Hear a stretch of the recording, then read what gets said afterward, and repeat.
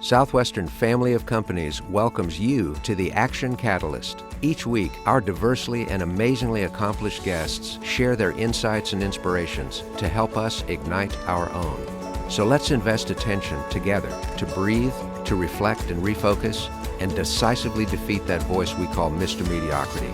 Then let's enjoy moving forward to make a positive difference in our world. Privileged to be your host, this is Dan Moore. We are looking forward to sharing our guest with you this week. Andy Gutman, President and Chief Financial Officer of Farbman Group and related companies, oversees the myriad of Farbman companies.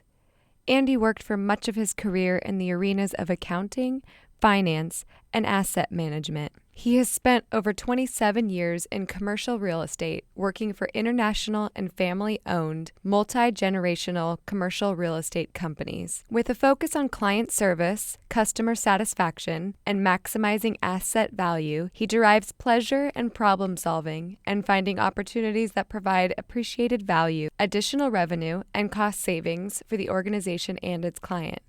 Andy Gutman cares about people, processes, community, and is committed to the corporate vision of operating with ethics and integrity. Andy is a songwriter and an author. He has licensed numerous songs to companies for commercial use and is the proud author of 4 children's books. Enjoy this episode. Well, Andy Gutman, welcome to the Action Catalyst. We're very, very excited to spend this time with you today. Well, Dan, thank you for having me. Very honored to be here. Well, as we've just heard, you've had a tremendously successful and long, influential career in commercial real estate. Is that something you wanted to do since you were very young? Well, it's interesting you asked that. I don't think anyone ever wakes up in the morning and says, I want to go into commercial real estate as their childhood dream. But like a lot of people, I fell into it accidentally. I actually grew up wanting to be a musician, and I wanted to be Prince, basically. But I can't sing, and I can't play a musical instrument, or at least I shouldn't do either of those. I wanted to be an accountant, and I started working towards that. I got my degree in accounting, and a few weeks before graduation, the firm that I was supposed to start working for was during the last recession in '91. Said, well, we're not going to stay together as a firm. We were a very small group. So we don't have a job for you anymore, and we're very sorry. And so I went looking for a job for several months, working all sorts of part-time jobs, and fell into an accounting position with a local family real estate company, and just fell in love with the field. So I was doing accounting to start off, but I had this love for real estate from the first day I joined that company, and love it to this day still. Wow, that's fantastic. So sometimes you can be prepared in one direction and then fate intervenes and you end up in something totally different. That's what you really love. Absolutely. Well, I think that's great. Now, early on, as you were working part-time and sort of moving from firm to firm, I know you worked for another company before you got started with Farbman Group, and also an international firm. So I'm kind of curious, early on in your career when you were just getting started, what were some of the challenges, the struggles, the lessons learned before you ultimately settled in with Farbman, where you've been for so long?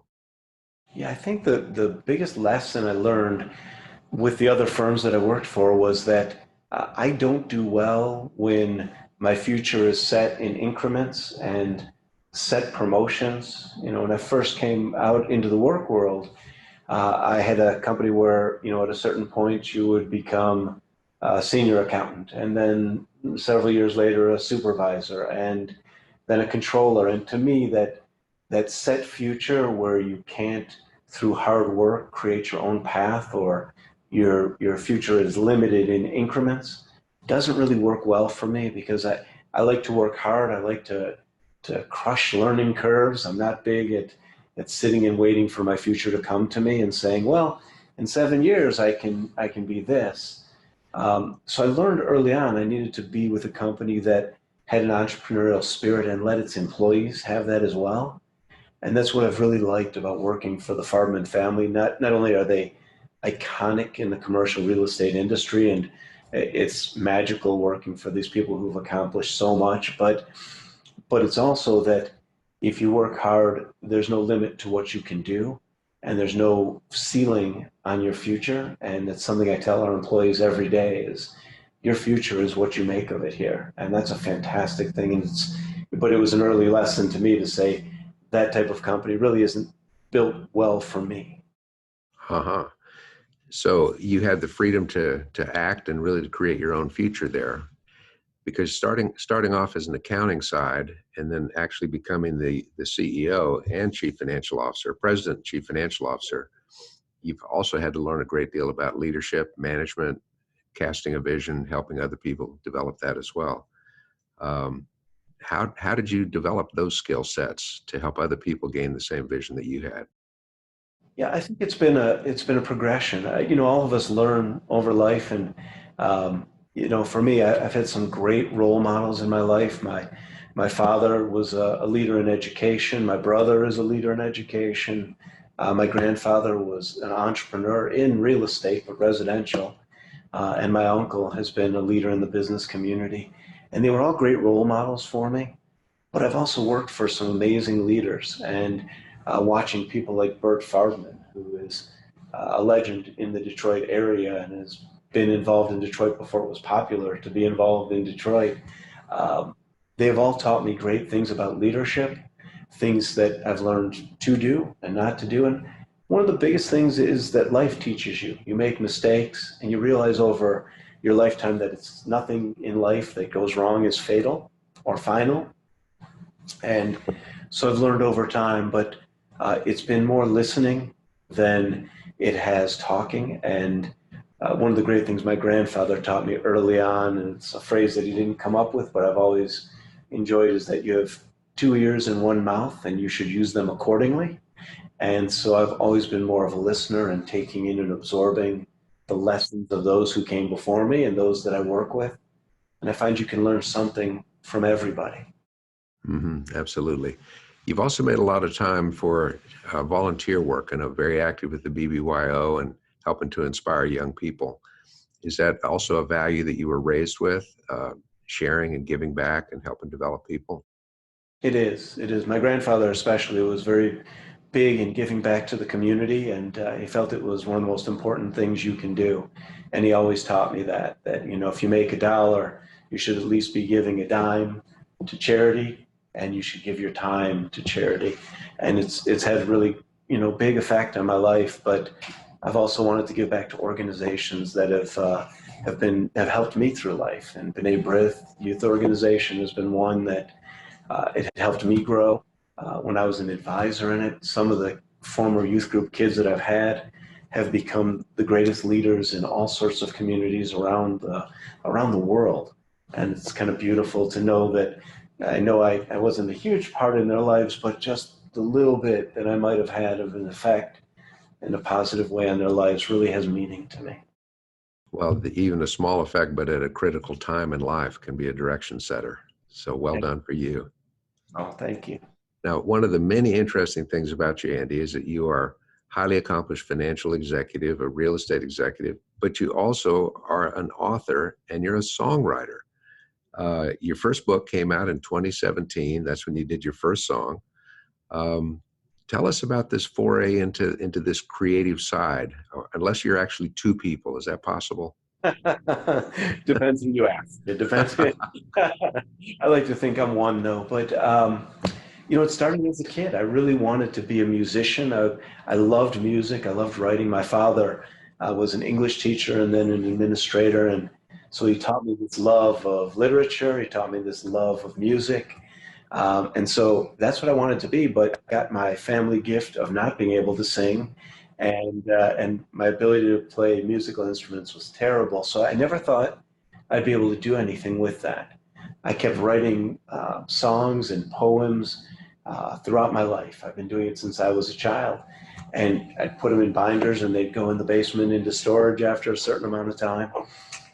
And then several years ago, I started thinking about my legacy with my daughter and what her memories would be. And we were actually talking about in a car ride about what she was studying in school. And I had been writing some songs and starting to actually practice getting them produced. So I was working with musicians, singers, instrumentalists, and she started telling me about her studying caterpillars in school and studying how they become beautiful butterflies in their time in the cocoon. But her version of it was they were in there trying on different wings and trying to be this beautiful. It was a fashion show for caterpillars, Mm. which is much nicer than what really goes on in the cocoon if you ever watch the Nature Channel or anything like that. But I said, well, we probably should make that into a song. That'd be really fun. And she said, Dad, you're so embarrassing. Don't do it. And so I did. And she liked it. And then we turned it into a book. But in doing that, it was the first book, which is Charlie the Caterpillar. It became less about a fashion show and more about I wanted her to know that she's unique and special because of who she is, and that really every child has unique and special qualities that make them who they are. And I wanted every child to be able to learn that and know that. And so it turned into my first book. But I didn't sing. I wrote the lyrics. I wrote the book. I had someone do the song. I had someone do the instrumental. And I had someone do the graphics. And yet I was able to pull that all together to help create my dream, which really was a great feeling when that was accomplished. Right. Well, a creator doesn't necessarily have to have hands on every aspect. It's the vision, it's the end result you have in mind, and then the ability to pull a team together. You clearly have done that. And that's so true. That's leadership in itself, isn't it? Right, right. So you've said a couple of times you can't sing, you don't really play an instrument, but you've got the music in you. There's no doubt about that, or it wouldn't have come out. Oh, thank you. Thank you. Yeah, I really love I love music and I love sharing that with people. Everyone uses music as a way to feel emotions or to um, express their emotions. And so I don't know anyone in life who doesn't like music. Well, that's very true. So Charlie was the first book, and then tell us about the others. Yeah. So the second one was called Pop Lullaby. And it was based on songs that I used to sing to my daughter. I'd make up lyrics trying to get her to go to sleep as a baby. And so this is a book really about those made up songs that I would do. And I thought parents could use that to sing to their kids, try to get them to go to sleep. And I always tell the story. I say, when my daughter was a baby, I think she fell asleep when I was singing to her just to fake like she was done, like ready to go to bed so that I'd stop singing. Like that's where I think she was. So smart enough at that age to go, okay, if I pretend I'm asleep, he will go away and stop singing to me. But that was my second book. Um, the third was actually one of the earliest songs I wrote for my daughter. It's called Even. And it's really a tale. I was working really hard, and I like to think I'm a hard worker, and I've tried to teach her this work ethic. But Even was written, I'd gone to work 2 or 3 days in a row where she was asleep when I left, I'd kiss her goodbye, and then she was asleep when I got home, and I'd kiss her goodnight. Um, but I didn't get to see her awake, and there was a sadness to it. But I thought, does she even know how loved she is if I can't be there all the time? And so as a parent, we know we love spending time with our kids. We know we need a break every once in a while, but we love spending time with them. And this is for all the working parents in the world to know, to let their kids know, even when I'm not with you, you're always on my mind, you're always loved, and you're a special part of my life. And it's really, in this case, a father and daughter bond between us. So that was my third one. And then the latest one is called What Can I Be Today? It's another Charlie the Caterpillar book. And it's really about letting kids know they can be anything in life they want to if they put their mind to it. It gives them a lot of choices on what they can be, but it also gives them an opportunity. There's places in the book where you can color, and you can color what Charlie should be, but also what you want to be in life. And it gets them thinking at an early age what they want to be when they grow up. Maybe they'll be musicians, maybe they'll be authors. And so that's what the books are. And right now I've got a new one in the works that's about 90 days away. The song is done. It's called Be Kind, and coming soon. Oh, that's fantastic. One of the members of our family of companies is called Inspire Kindness, and it is all about how important the kindness movement is. So it's exciting that you'll be in on that. Yes, thank you. That's a great thing that you're doing. Well, intrigued by particularly by the book Even, because most of our listeners are really busy trying to build their business, build their careers. Many have families, and trying to strike that balance. Can you share, maybe read a page or two for us? Sure, I'd be happy to. I'd be happy to. Basically, the chorus of it is, even when I'm not with you, I'm always there. Even when I'm far away, in my mind, you'll stay. For all the times you wanted me near, and the work was more than I could bear, even when I'm not there, I'm always there. So it's really just letting, in this case, my daughter, but every child know, I'm always with you. I'm always thinking about you. You're so special to me. I think it's fantastic. It also lets them know that the sacrifice is not without its own pain. It's not just not being there, it's the pain of wanting to be there. So that comes through just in those couple of pages you shared. Thank you. I think it's fantastic. Now, along the way, you've had to figure out some ways to get your time under control because you're running a very large business, leading a lot of people. You've been honored for awards in commercial real estate development, your volunteer activity. How do you get it all done, Andy? Making time to write books and do songs and lead a business, be a family person. What are your thoughts on that? I sleep very little. That's probably the best one. When people talk though about work-life balance, if you want to accomplish everything in life that you want to do, there really is. It's tough to balance everything. I tend to do it because I really don't sleep a lot, but I also I have a story I tell people. I had a coworker that worked next to me here at Farbman. He was in the office next to me for 20 plus years, and he was the head of our construction division. And he would always tell me, he and I were the first ones in the office every morning. He actually beat me in every day.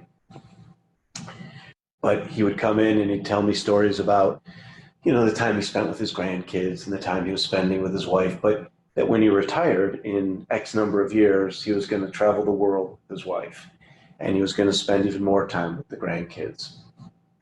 And he was doing a countdown in his last few years saying, I'm 2 years away from it, 18 months. And one day he went home from work and he was talking to his best friend that he worked with on the phone, um, fell to his knees and died instantly of a heart attack. And he had a great life, but there were so many things that he didn't get done, like going and traveling the world with his wife, which was so important to him, that it woke me up and made me realize that we all are living on borrowed time. We don't know how much time we have left. And so every minute to me is precious to do the things that I think are important to do in life before that time comes, whether it's tomorrow, whether it's in 5 years. I treat every day like it's borrowed time. And so every minute is precious to me. Now, we took this guy's life and we've now got a scholarship in his name to honor all the great things he did in this world. So he'll never be forgotten. But his life and his death were a wake-up call to me to say, waiting for tomorrow to try to fulfill my goals or to live my dreams or to leave a legacy. I don't know that there is a tomorrow, and I hope there is. Mm-hmm. But in case there isn't, I don't want to rest a day with, go to bed thinking, what did I leave on the table? Oh, that is profound, and thank you for that. So somehow you made it a priority to write the books, to get the songs done, to really communicate this, rather than say this will be a retirement pursuit. You just figured out how to do it all at once. Yeah. Yeah, I'm not a big believer in retirement, although I have friends who've retired that really enjoy it. I think I love working. I love what I do. I think sometimes if you retire and you don't have anything to do, you should really find something that you love, because otherwise retirement kind of helps you fade away and you sit and watch TV or do something because you feel like you've worked enough in life. And I have a coach that I work with, John Anderson, who has a book out called Replace Retirement. And he believes that if you do what you love and you do it every day, you never have to retire. And so I'm hoping I never have to get to that point where I retire. Yeah, I think it's awesome. One of my colleagues says, "Oh, retirement's easy. I've done it 3 times so far." I love that. I love it. Because he keeps coming back for more things. Uh, how about on a slightly different note? Could you share some of the lessons, maybe hard-won lessons through mistakes you might have made, and things that we can pass on to our listeners that can help them avoid that or learn from their own? Yeah, I think the biggest lesson I learned early in my career, when I was in my first job and I wasn't given that promotion, I've been trying to be our accounting supervisor, and I was young still, I was maybe 3 years out of school, but my boss had gone on leave, an extended leave for maternity, and I'd been doing her job, and I didn't get the promotion. And they said, well, at that time, you could still tell people you were too young to get the promotion, and Hmm. that's what you're told. Nowadays, that's a lawsuit waiting to happen. But when I was told that, it affected my ego greatly, and I kept thinking I'm good enough to do the job, but now I'm going to work for someone else. And so I made a decision to leave that organization out of ego. It was purely ego that left, not that, because I liked working there. I thought it was a good place. I enjoyed it. So I found another job and I quit. And the second job that I left it for really was not for me. I had enjoyed working at the first place so much better. It ultimately led me to this wonderful company where I am today. So I have no regrets with that. I think mistakes lead you to where you're supposed to be anyway. But it's the last time I really made a decision based on ego and my own feeling of being hurt. Sometimes you don't get the promotion because it's not your time to get the promotion. Sometimes you're not the best for what you're trying to get, and it teaches you to try to be better. And somehow my supervisor there said I wasn't ready, and maybe I wasn't. Um, but I think anytime people make decisions that are ego based, they're setting themselves up for failure because the best decisions are made in a neutral capacity, are made in what's in the best interest of the company that they serve or the people that they serve in a humble servant leadership capacity. And that's probably the biggest lesson in life that I learned was not to ever make decisions based on what's best for me, but what's best for everyone. Hmm. And that's a difficult one when popular culture in particular says find your path and pursue it and self-actualize, all the rest of that. What you're saying is you can do that within the framework of not being subservient, but being servant as a leader to the firm, to the people around you, and all the rest. Absolutely. I believe strongly in the leader eating last, all the cliche sayings that are out there that, the organization, I have this honor of serving the Farbman family and all the employees that we have and have their lives to be responsible for.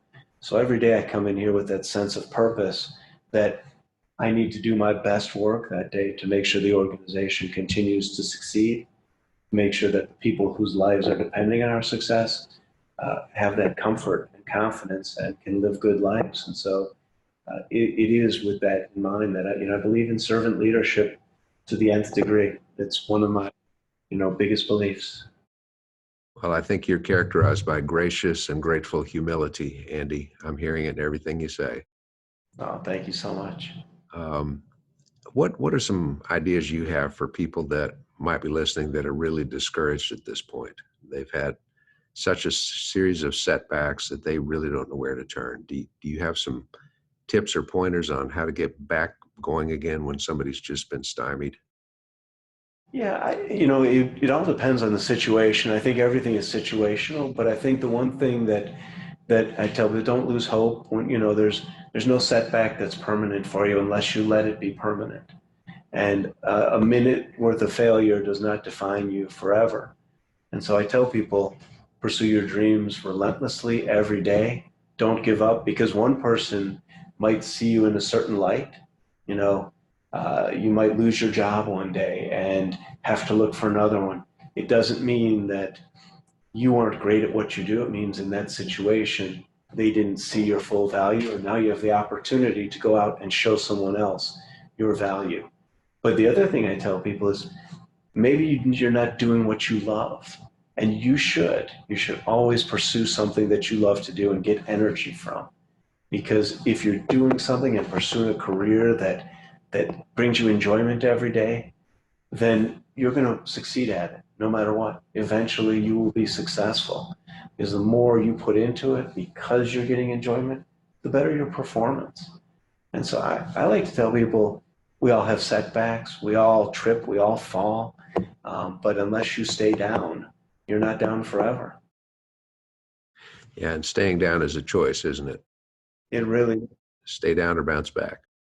and it's easy. You can understand why people get in a rut. It affects you greatly when you fail at something that you put your heart in or your soul into. But I love the entrepreneurial spirit, the people that form their own companies, whether they succeed or fail, they keep going and they find that next one and they keep trying to reach that area of success. The entrepreneur has such a better sense of motivation than your daily worker, because they can fail, they can get doors slammed on them over and over, and it doesn't hurt their sense of spirit.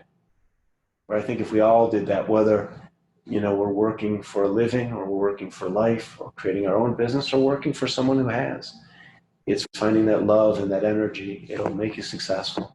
Mm-hmm. And get back up every time. Work it like an entrepreneur, even if you're an employee. Take that same approach to it. That's fantastic. Well, tell us about availability on your books and your music. How do we locate these, and when will we know more when the next one's out?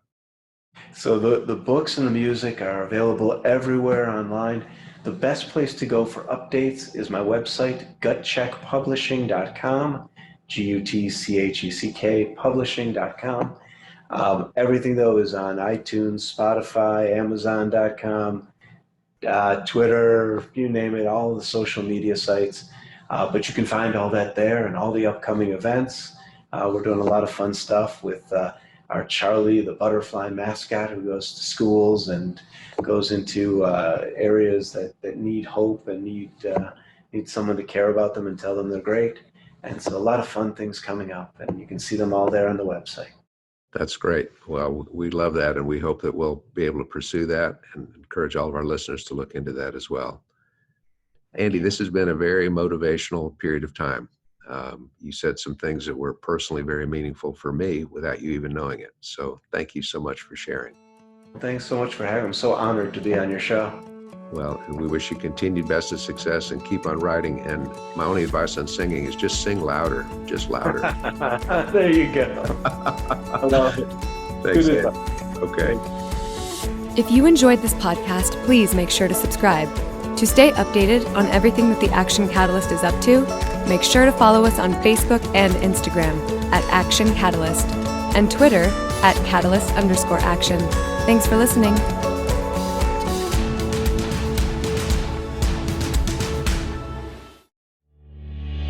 This episode is sponsored by Southwestern Coaching. Southwestern Coaching has helped over 12,000 people increase their incomes by over 25% on average. As a successful salesperson, you know the importance of increasing your sales, but sometimes you might just need a little extra push and accountability to meet your goals and grow your business. Southwestern Coaching will help you increase your income through one-on-one sales and leadership coaching tailored specifically to your needs. Together, we will elevate sales. To schedule your free one-on-one business action planning session with a Southwestern coach, go to www.southwesternconsulting.com/action catalyst.